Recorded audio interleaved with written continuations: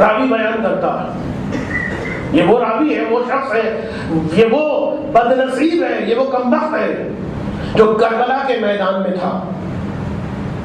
وہ کہتا میں اپنے 9 دوستوں کے ساتھ کربلا کے میدان میں گیا تھا، میرا کوئی پروگرام جنگ ونگ کا نہیں تھا، میرے دوستوں نے مجھ سے کہا کہ بھائی وہ کربلا میں چلنا ہے، حسین کے خلاف جنگ ہو رہی، تم بھی چلو، ہمیں بھی انعام ملے گا، تمہیں بھی انعام ملے گا، گھر بیٹھے کیا کرو۔ برے دوست کس طریقے سے انسان کو جہنم میں پہنچا دیتے۔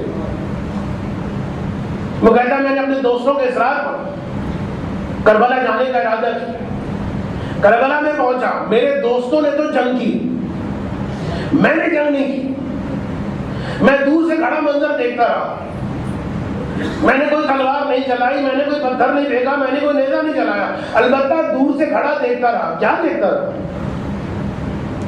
حسین کے اصحاب کو شہید ہوتا دیکھتا رہا۔ دور سے کھڑا ہوا کیا دیکھتا رہا؟ ایک بھیڑ ہے جس کے درمیان آقا حسین کے گلے کو کاٹا جا رہا۔ کیا دیکھتا رہا؟ خیموں میں آگ لگ رہی، یہ سب تو دیکھا۔ اور اس کے بعد کہتا ہے کہ جس وقت معرکہ کربلا ختم ہو گیا، میں اطراف کربلا میں رہنے والا، میں اپنے ان 9 دوستوں کے ساتھ واپس آیا۔ سنیے گا کتنا شاکر قلب ہے۔ وہ کہتا ہے کہ جب میں گھر میں آیا تھکا ہوا، ایک مرتبہ میں نے نماز پڑھی، اتنا ظلم دیکھنے کے بعد، اتنا ظلم کرنے کے بعد کہتا ہے میں نے نماز پڑھی، اور نماز پڑھنے کے بعد میں نے کھانا کھایا۔ آپ منظر دیکھ لیں ایسا، لہو لہان لاشیں دیکھ لیں، انسان کا دل نہیں چاہتا۔ یہ وہ شاکر قلب، میں نے کھانا کھایا، اور کھانا کھانے کے بعد نماز پڑھنے کے بعد اب میں سو گیا۔ رات کو جب میں سویا تو خواب میں ایسا لگا کہ جیسے کوئی مجھے گریبان سے پکڑ رہا، اور اس کے بعد میں نے خواب میں پوچھا کہ کہاں لے کر جا رہے ہو؟ کہا چلو تمہیں رسول خدا نے بلایا۔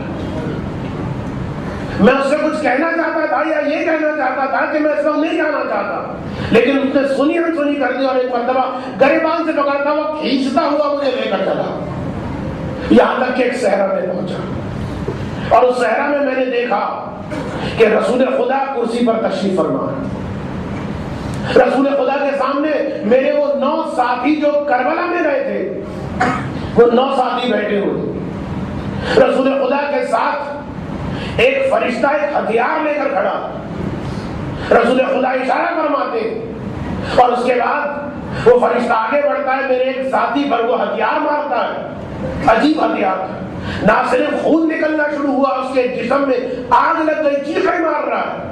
دوسرے ساتھی پر یہی بات، تیسرے 9 کے 9 آگ میں جل رہے ہیں، اور اس کے بعد جب پہلے والے ساتھی کی آگ بجھ گئی، پھر گیا اس کے پاس، پھر اس کو ہتھیار مارا، جسم اس کا صحیح ہو چکا تھا، پھر تڑپنے لگا، بار بار یہ منظر ہو رہا ہے۔ یہ منظر ایسا دل دہلانے والا منظر تھا، میں اپنے دوستوں کو آگ میں جلتا ہوا، ان کو چیخیں مارتا ہوا دیکھ رہا تھا۔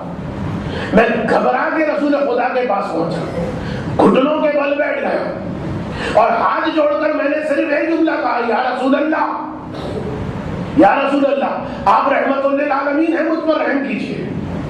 وہ کہتا ہے کہ میں نے دیکھا رسول نے غضبناک نگاہوں سے میری جانب دیکھا اور کہا تو نے میرے حسین کا خیال نہ کیا، تو نے میری عزت کا خیال نہیں کیا، تو نے میری حرمت کا خیال نہیں کیا۔ میں اتنا سننا تھا کہ وہ رو کے کہتا ہے، وہ ابھی کیا حالت؟ وہ کہتا ہے کہ ایک مرتبہ میں نے رو کر کہا، یا رسول اللہ،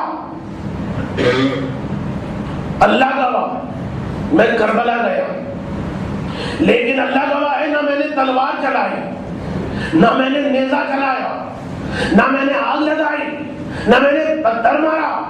رسول خدا کا جواب سنیے، غضبناک عالم میں فرمایا، ٹھیک ہے تو نے تلوار نہیں چلائی، نیزہ نہیں چلایا، تیر نہیں چلایا، پتھر نہیں چلایا، لیکن یزید کی فوج کے بڑھنے کا سبب تو بنا۔ تیرا یہ جرم کہ تو نے یزید کی فوج میں اضافہ کر دیا اتنا بڑا ہے کہ ہمیشہ ہمیشہ کے لیے تو جہنم کا مستحق ہے۔ اور اس کے بعد کہتا ہے رسول خدا نے اپنے سامنے پڑا ہوا ایک تخت جس میں خون تھا، اور فرمایا یہ میرے فرزند حسین کا خون ہے. اس میں سے کچھ سلائیاں نکالی اور میری آنکھوں کے اندر وہ سلائیاں لگائیں. بس ان سلائیوں کا لگانا تھا. میری آنکھوں کا نور ختم ہو گیا اور جب میں خواب سے بیدار ہوا تو مجھے اندازہ ہوا کہ وہ خواب نہیں تھا، حقیقت تھی. میری آنکھوں کا نور چلا گیا، میں ہمیشہ کے لیے اندھا ہو گیا. میں کہوں گا یا رسول اللہ، یہ وہ آدمی ہے جس نے واقعاً تیر نہیں چلایا، یہ وہ آدمی ہے جس نے پتھر نہیں مارا، یہ وہ آدمی ہے جس نے آگ نہیں لگائی.